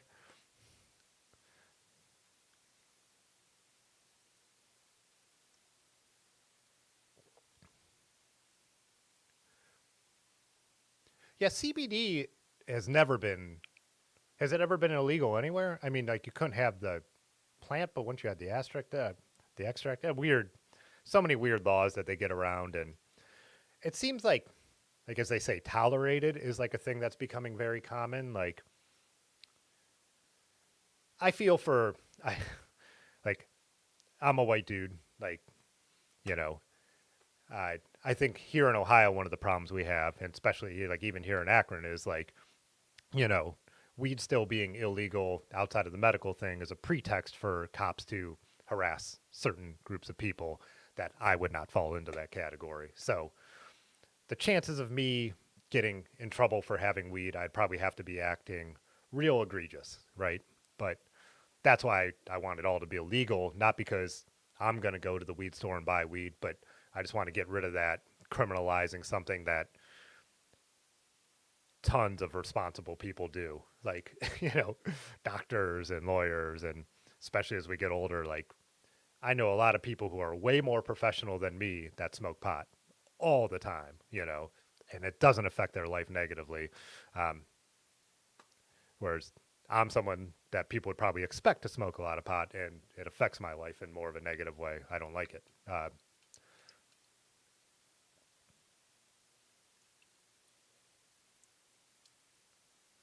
I love how these conversations always spin off to something totally different. Never know.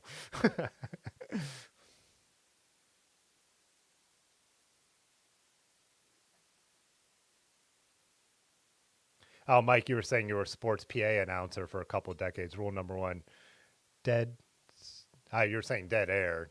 Where are you going? Oops, dead air was ears.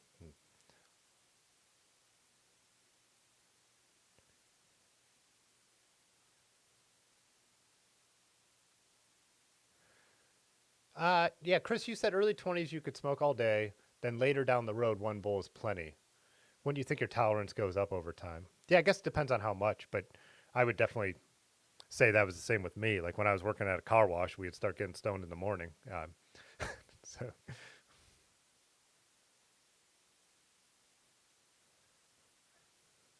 This might be the weed talking, but I think there's an undercover bicycle cop in the chat. All right, Terry, thanks for dropping by. Look forward to what you do with the awesome new rig, too. Bike cop in the chat. Stem cap stash cover. Where was it? I think it was probably Roach Clips who shared this, but I saw one of those bar end things where it's like you pull out your bar end and that's a bowl that also holds like a stash of weed. Yeah. Legal in Russia, apparently, huh? Oh, Chris, you said CBD is illegal in Idaho, huh? Bike cops may need some gravel training soon, for sure. Bike cops are usually on like Trek mountain bikes, though, aren't they? So, yeah, but I guess you have to know how to use it, right?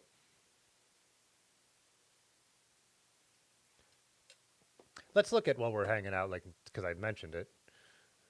I think there were some drink picks, too.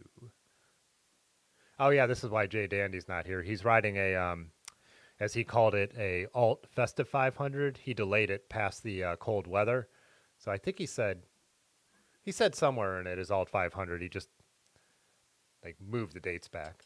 I had that Santa was here, too. So he's out at Bottles, 101 in Kent. But I had that beer from Wolf's Ridge, which is in Columbus. It was a really good beer. A Christmas ale that I liked this year.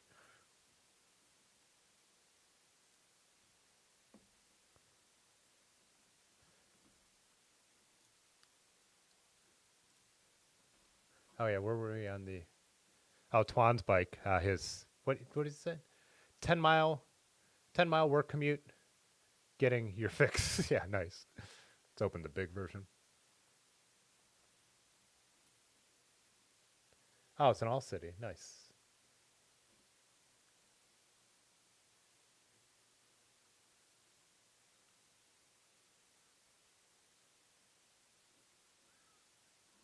That's sharp. Super clean.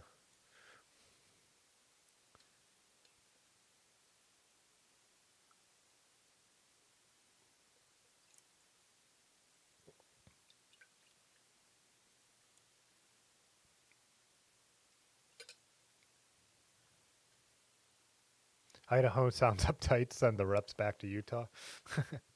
Oh, whoops. Thanks, Pudgy. There we go. Gotcha. Oh, I didn't show the beer either. Damn it. There must be a pretty big delay tonight. You never know. It's hard to say. Let me look at YouTube. Yeah, a few seconds, but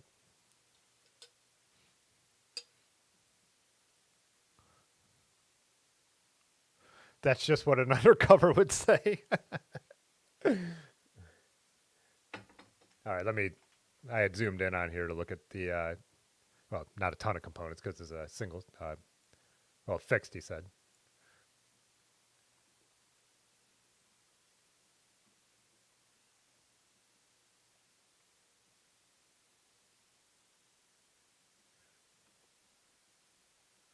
Like I've said before, that's always one of the annoyances of the live streaming thing is when we look at a bike or anything else with the delay, when you guys start commenting about it, I've already moved on.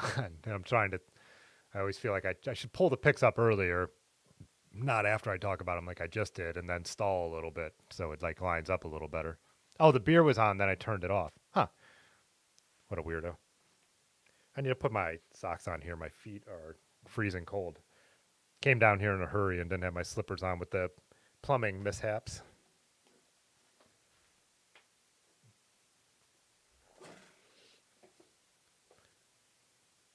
Yeah, Idaho, right, is supposed to be really beautiful, and it has the highest amount of federal land anywhere, right? Because of all the parks there. When you look at, I think we've done it on the stream before, right? That we, like, it's so much of it is parkland.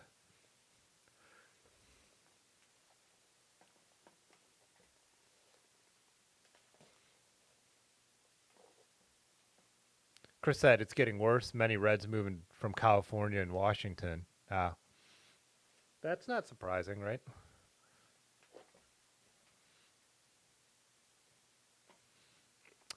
Tuan was in here right at the beginning, but not sure if they are anymore. Yeah, let's look at another. Let's look at another one. Oh, Master of Disaster. Yeah, the Lightspeed. I was thinking I was looking at this photo before it went online. I don't know a ton about the brand Lightspeed. Like the guy who is giving me those mountain bikes we were talking about, the one he kept for himself, the one we moved, I guess, moved in a hurry. It took his Lightspeed with him, but I believe it's a 26-incher mountain bike. I'm not sure.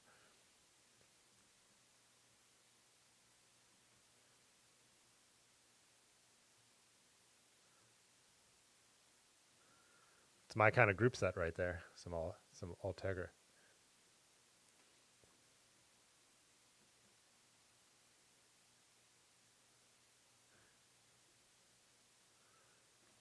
Oh, that's an interesting carbon bars, Chris King headset, carbon wrapped fork. Oh, you got those are the armadillos right there. Or no, wait, armadillo. Yeah.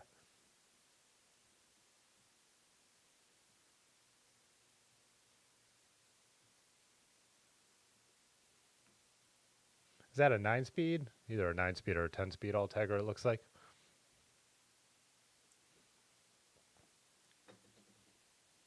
Oh, Twan, you're in here. Hey, what's up?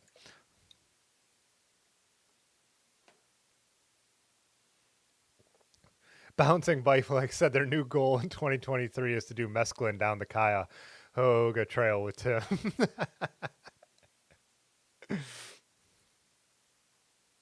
Hey, Chuckles, what's up? Good to see you in here. It's been a while since the live chat. I think one of the most OGs from the chat, right from right from near the beginning.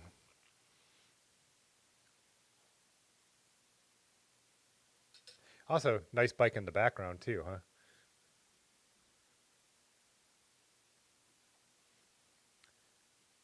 Surly with some GRX.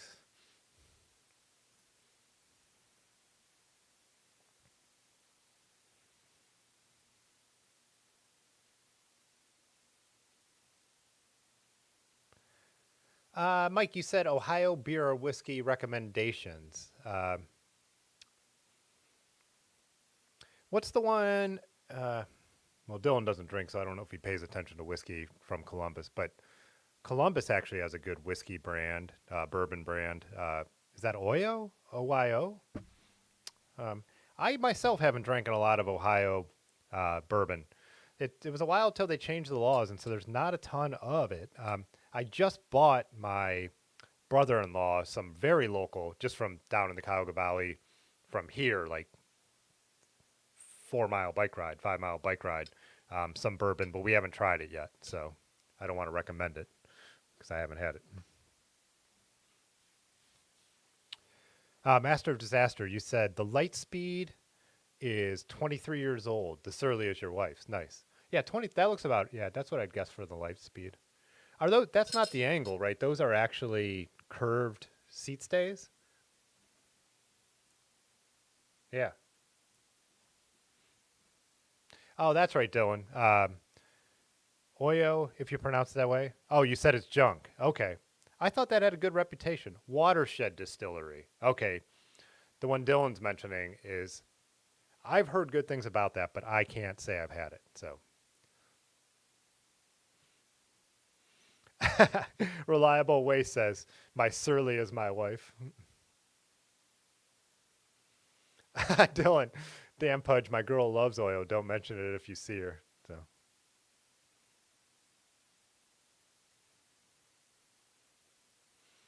Twan, you said we should come down and ride North Carolina with you and Master of Disaster. There are more than 30 breweries in Charlotte. Yeah, like I said, when anyone like recommends riding anywhere, I'm all about it. It's just about my, like I always say, time, money, and then what the other people I'm riding with want to do. So if money was no object, like I would just hit the road with my bike and I could be gone. Like I'm really someone who like I said, I've never been able to put this to test, but I believe I could probably just travel and travel and ride and ride and ride and ride. So, uh,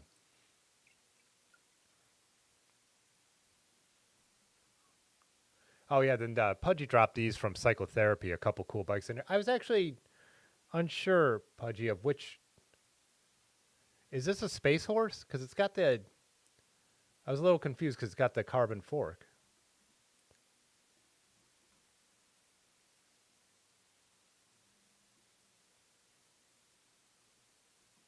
I remember he had one of the. Oh no, wait, this is the road bike, huh? This is just a. Paint job. This is the Ah shit. I can't remember even though Ben has one completely different paint job.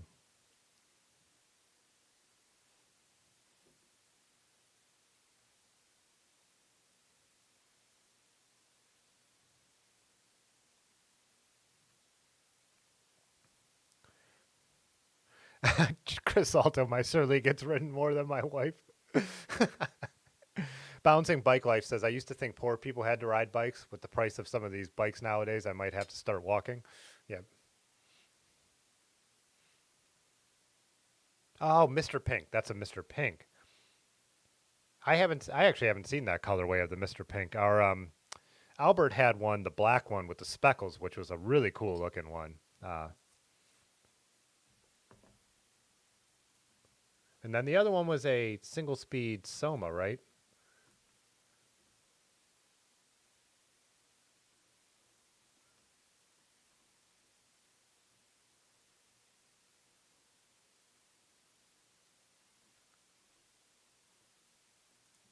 I'm familiar with the Wolverine and then their new Soma's new Rando bike, but I'm not like their line otherwise. I don't know a lot about.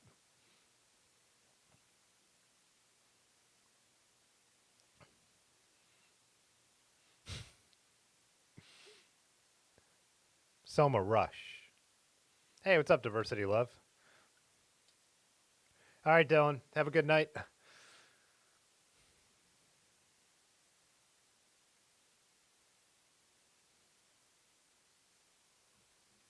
Arthur, you said you have an 80s Univega with road tires. Want to convert it to a gravel type bike? We'll try to post pics. Yeah, definitely do if you're able to fit some wider tires in there.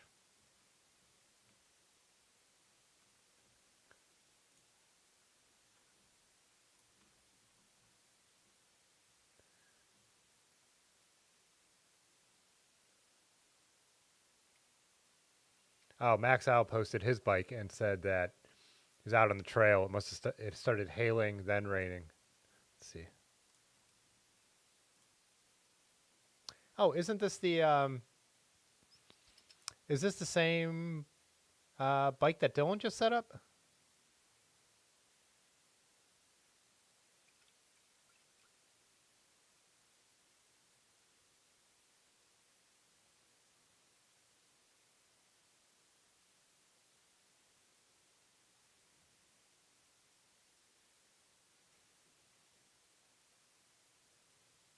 Oh yeah, Chuckles. Yeah, yeah.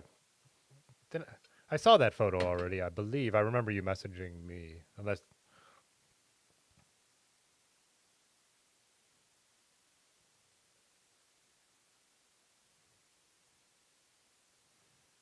too many. Yeah, I did. No. Yep.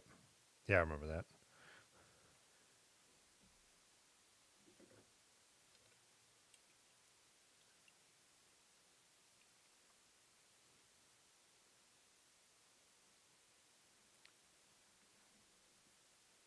Let's see.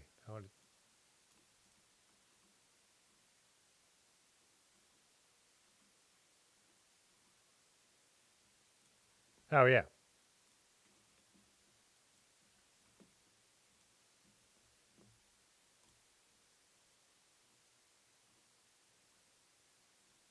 This is Dylan's here. That's what I was thinking.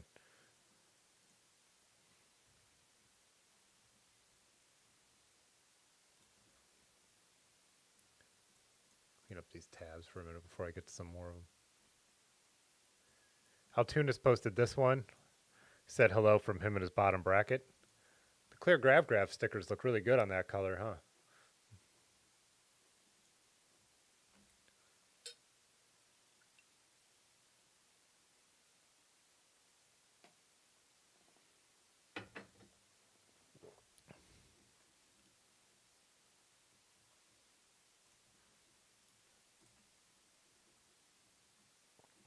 Oh, this Jay Dandy did post about his Alt Festa 500. He said halfway through, this was on New Year's Eve. Uh, yeah, so he's doing December 28th through 1/4, which is a much better idea. Yeah, but there he has the Gary Fisher out in the fog. Oh, Pudgy, you said you posted a sneak peek of some libations you picked up. Oh, nice, in the Bev chat. Check that out in a minute. Yeah, our buddy got rid of his Mr. Pink. I think he ended up selling it, but he ended up getting a Speedwagon, so, you know. I can't remember. There was always something he didn't like about his Mr. Pink, but it might have been a bike fit issue. I don't think it was an issue with the bike. Chris's photo out here. Let's get a big version of it.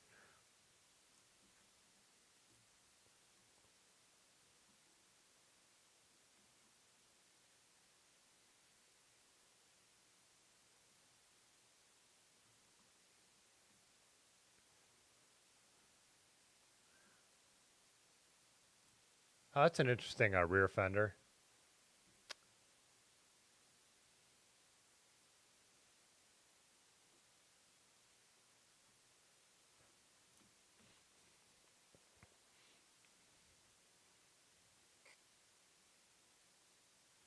Oh, you guys were talking about 38 mil tires in the Univega. That's usually if I downsize from the 27 on on some vintage bikes. They're all different.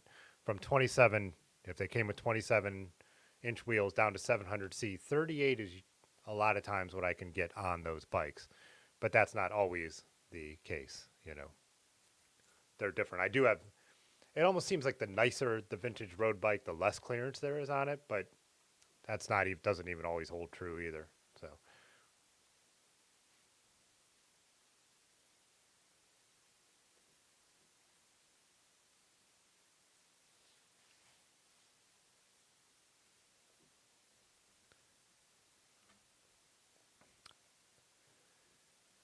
there's a Arthur. There's a number of people who I know a bunch of people who have space horses. I don't know if anyone's still in the chat. Kenny has a space horse who was in a little bit ago, riding the trainer. Who else in the chat has a space horse? Yeah, maybe not in the chat, but decent number of friends of mine. That's kind of a pretty pretty popular bike around here. Yeah, they're great all arounders. Like Otis at Dirty River always says, who I got my Raleigh Tamland from. He's like the Space Horse is really a similar bike to the Raleigh. He said it's kind of a spiritual successor, you know, made by a better brand, cooler brand. Oh, Kenny's riding a Space Horse right now.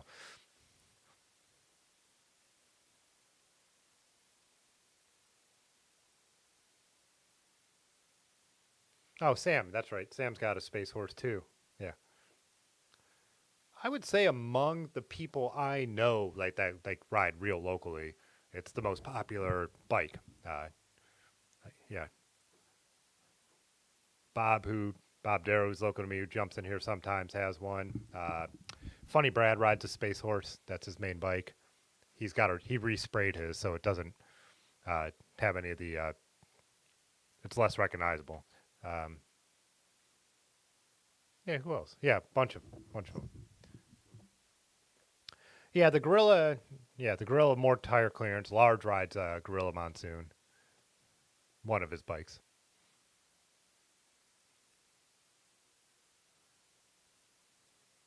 Yeah, is the main difference tire clearance between the Gorilla Monsoon and the Space Horse? Because the geometry isn't wildly different, right? Space Horse is delightfully stable. Yeah, and that's true of how my Raleigh feels. I've always said like when I first was getting used to my Raleigh, I felt like it climbed sluggishly, but now that I'm used to it, I don't like feel like that as much until I get back on like a vintage road bike that is so much more twitchy with such shorter chain stays. But yeah.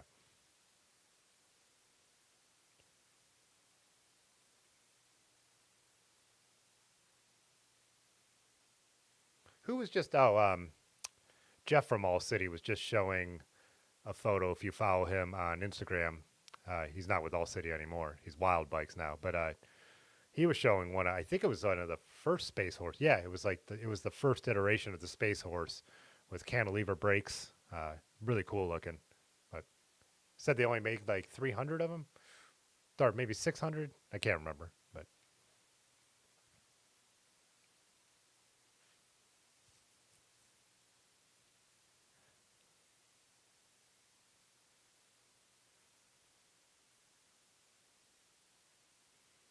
oh, Arthur, you can't find one at 6 feet, really? Cosmic sounds interesting. Didn't they stop with the Cosmic for a while? No, that was the Macho Man. That's the one they stopped making. Hey, Charles, what's up? Charles said a lot of 80s and 90s bikes can only take narrow tires. Even a Klein Performance, which is their fast tourer, can only comfortably take 25 millimeters. Yeah, I feel like, especially late 80s and early 90s, it seems like the clearances really got tight on vintage road bikes, from what I've noticed. But there are exceptions. Like I have that carbon lugged look, which maybe it's just the way that they were able to lug carbon at the time. I was surprised it cleared 32s. I thought that would have been super narrow from that era, but not that 32s are wide to us anymore, but yeah, because well, even my Schwinn Peloton from '86, that only comfortably clears 28 millimeter tires, but that's a bike that was designed around the 700 millimeter wheel, so you can't like cheat it by going down a wheel size.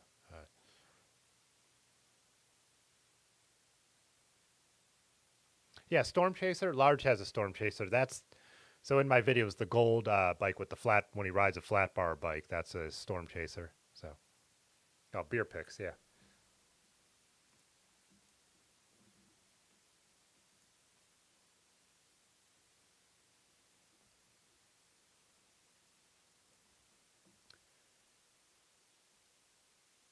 Oh, that looks good. Nice.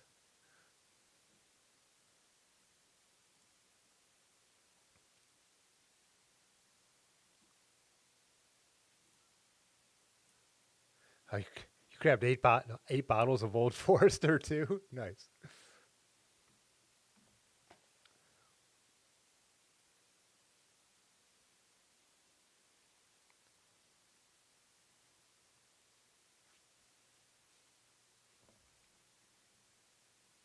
Oh, I'm excited for that.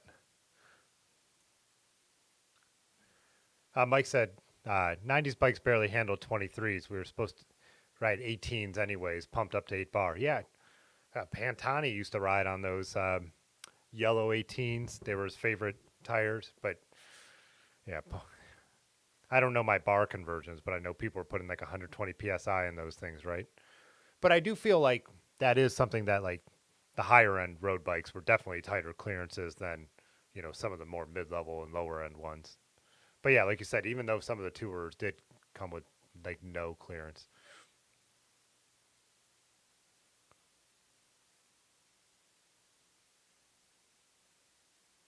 Oh, let's see, Rob, what you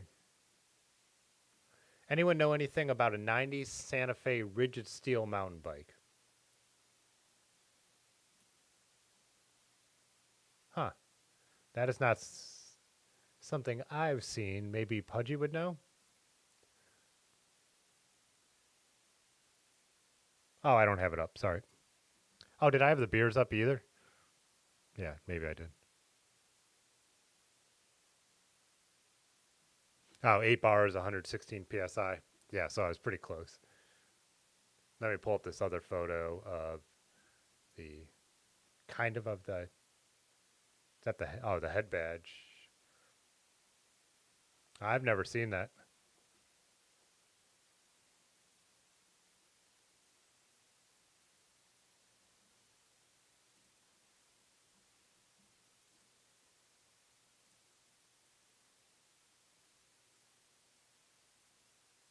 Paint looks cool. Yeah.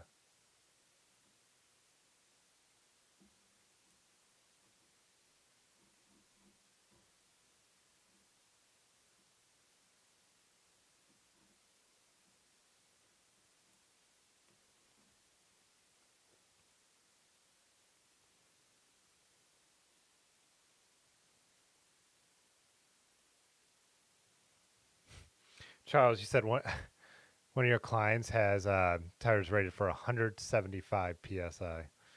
Uh, That's probably the best trend that's ever gone away is the skinny tire, super skinny tire trend. Especially because it's not even faster. It's slower.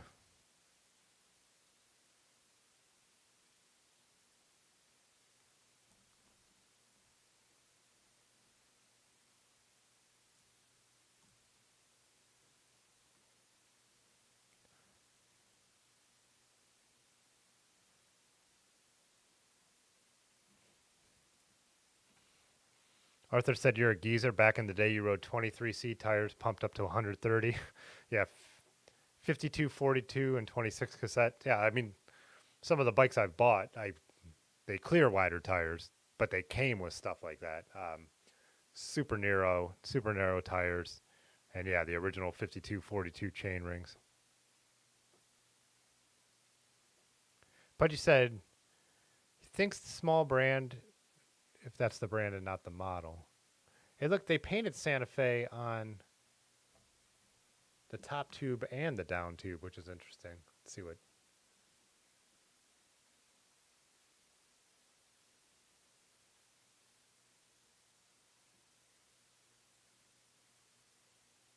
It looks really cool. Yeah, I wonder what it is. Would have to do some Googling.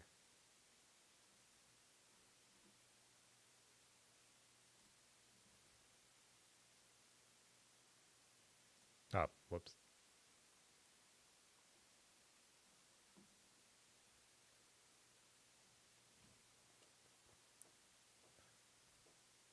All right, good night, Kenny. Glad you popped in.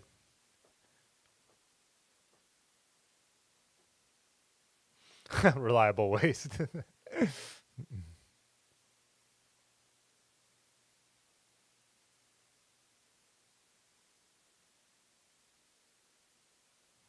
Mike said two-wheelers used to ride 175 psi, bounce the moon at at a pebble. Yeah.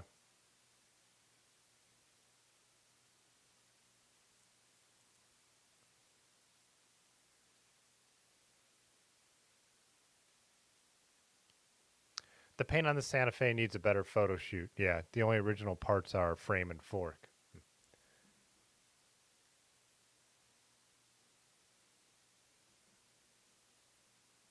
Yeah, it'd be cool to see a full side view of that guy.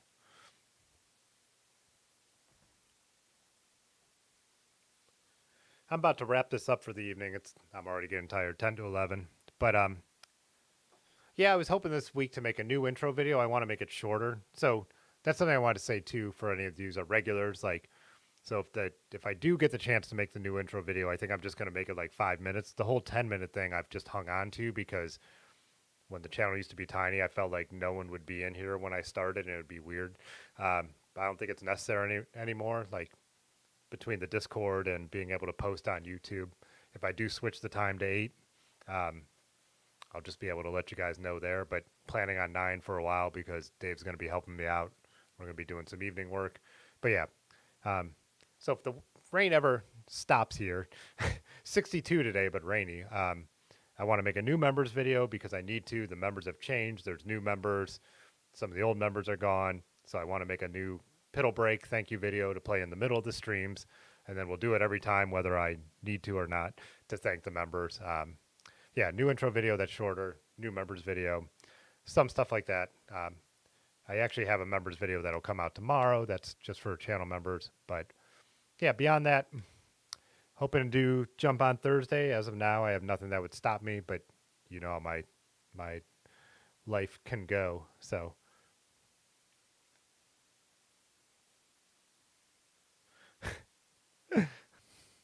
hey, Chuckles, yeah. Glad you were able to jump in. It's been a while.